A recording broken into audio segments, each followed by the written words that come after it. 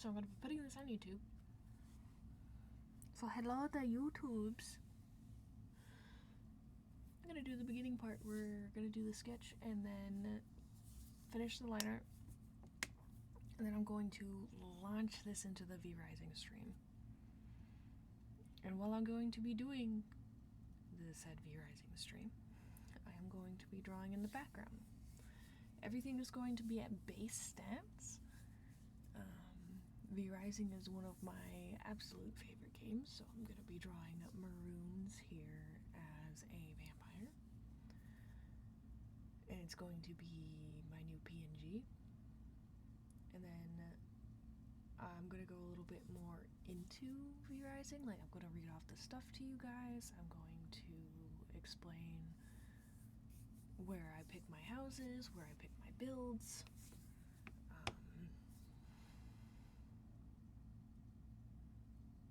Mostly just to go through and play the game at the base and just have fun. But everything in the game usually takes a while to cook, so it gives me a perfect amount of time to take breaks and to draw.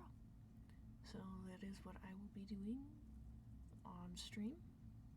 So that's just a quick explanation. So I'm going to just get into this. So I'm going to be having in background noise Legends of Evantris. This one is Once Upon a Witchlight, episode 1. I've been meaning to get to this, so I figured, you know what the fuck. I mean, what the heck. Either way.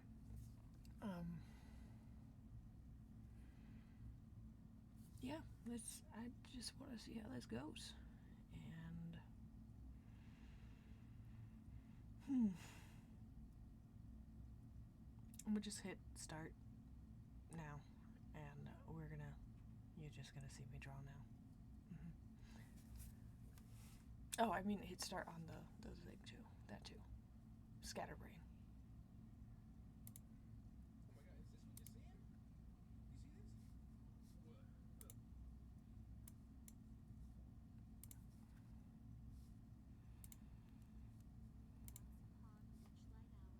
The sleeping queen stirred in her tower, and through grand halls, past lock and key, came Once upon a witchlight hour, the sleeping queen stirred in her tower, and through grand halls, past lock and key, came to her slumber dreams of 3.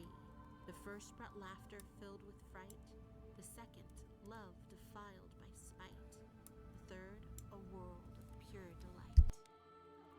She welcomed these, they were her own, but soon from porcelain lips a groan, her silvery dreamscape now forsaken, to pain from which she'd not awaken. Something blighted had come hither, foul as nightshade creeping thither, from yon the grave-like curse did wither.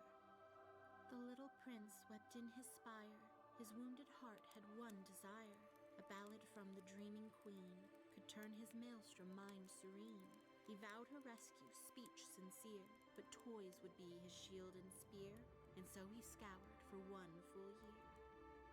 In springtime wreathed in parenthood, the prince first found a toy of wood, a doll set, beasts and wild things, but listen close and each one sings, a song of child, owl and bear, a song that calls the spirits there, a song for monsters with much hair. When summer heat steamed like a kettle, the prince then found a toy of metal, a rocking horse with ashen mane, around its neck was draped a chain. Its horn and eyes and nose shoot flame, with mighty hooves and sturdy frame, no better steed one could proclaim. He searched from autumn's harvest throne, the prince then found a toy of bone, lettered blocks stacked to the sky, when turned to words could only lie. Deceit known to the hounds of hell makes for a potent hex or spell, of souls, of sin, of Shadowfell. Through winter's chill from peak to pass, the prince then found a toy of glass, marble spun in measured motion, like careful thought or certain notion, each glinting cat's eye seeing all, from stars beyond the cosmic sprawl, to inner strength and mind's recall. The day has come, no time for rest. The fateful toys placed in a chest with stripes of white and stripes of red, just like a big top by his bed. The little prince prepares a flower for either outcome, sweet or sour, and makes a wish for love, for power, once upon a witchlight hour.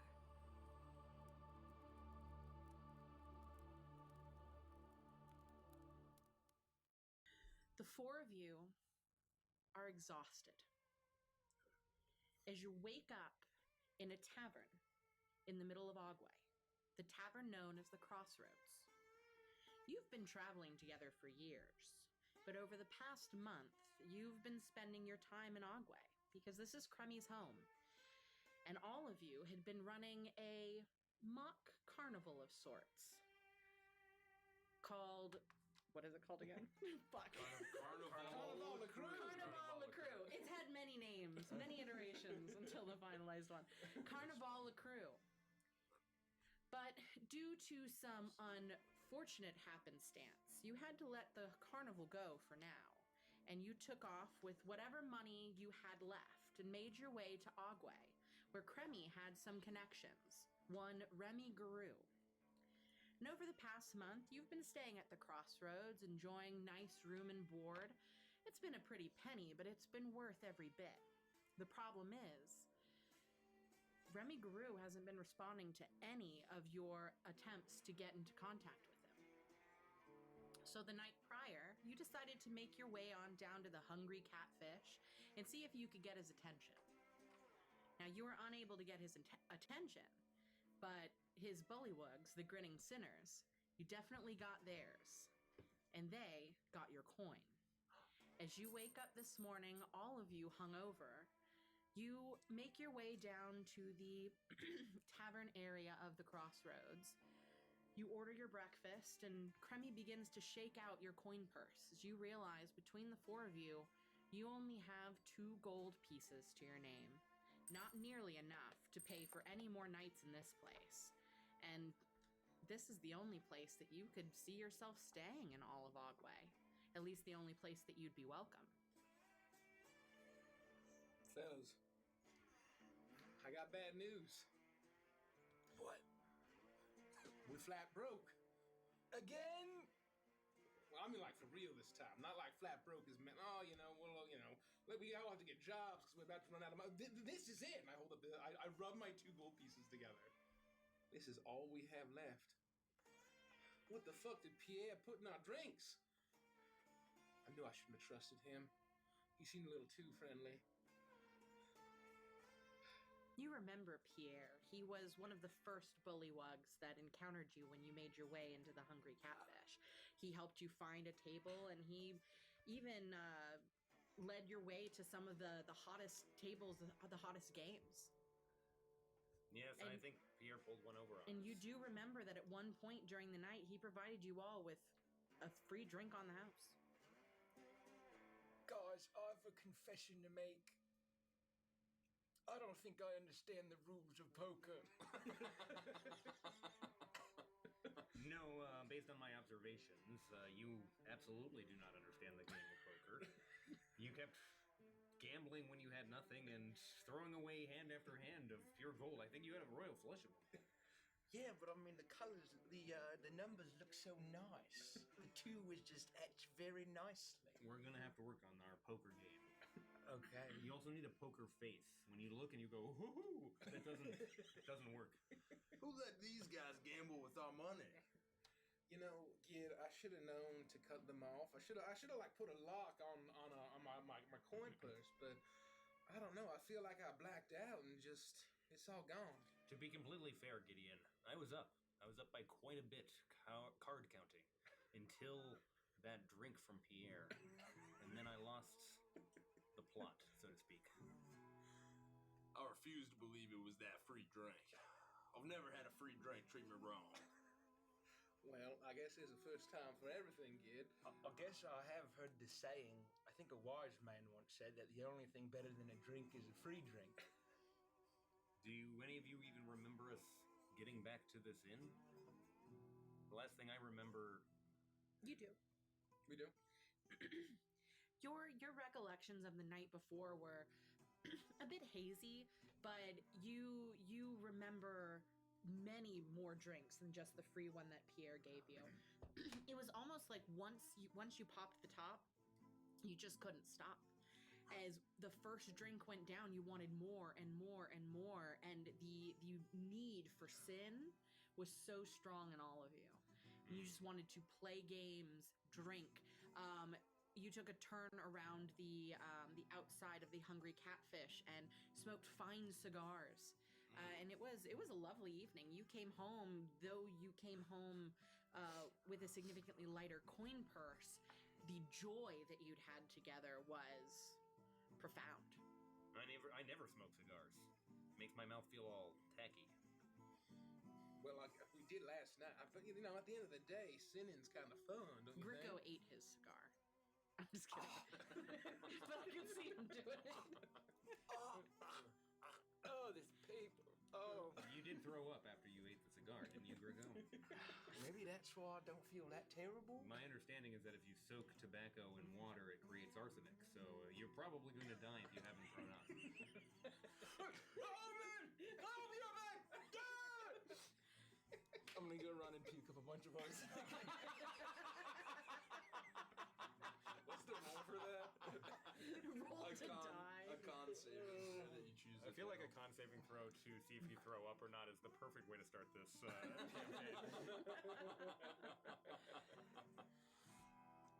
All right, well, I mean, this might be able to cover breakfast, but we're gonna find some way to make some dough. This isn't gonna last us. So we have to, I guess start looking for work. I can try to reach out to some of my lesser contacts in town. For some reason, Guru just won't see me. He won't reach out to me. He won't, answer any of my letters. And, Pierre said that he would put in a good word, but...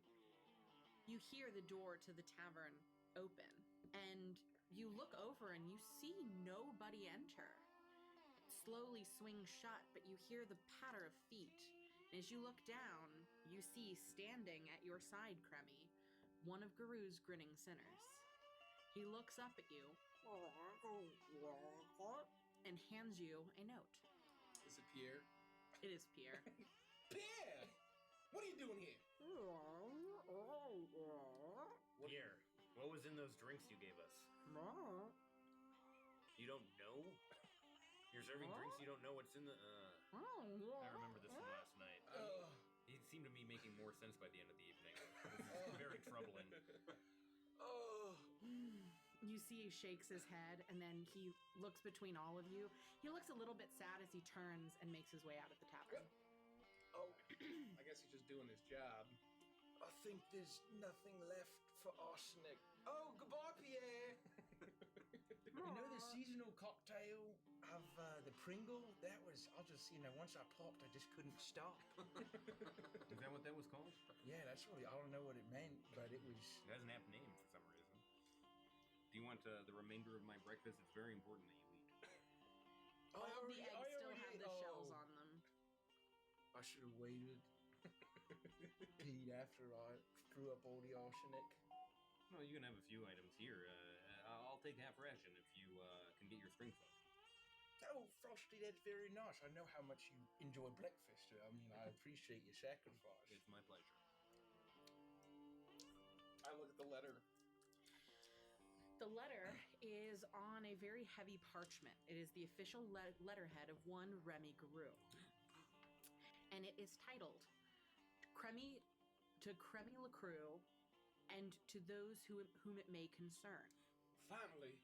And I rip it open and all. Oh, this is our big break, Cremmy! Cremmy LaCrue. This is a notice of debt owed to one Mr. Remy LaGrue. Remy Guru. God, these names are hard.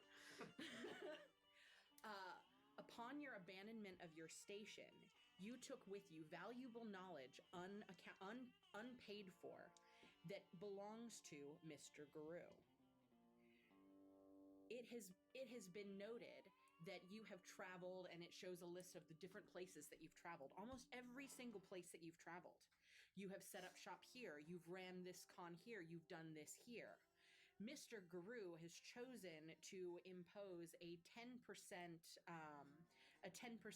overhead for all of your cons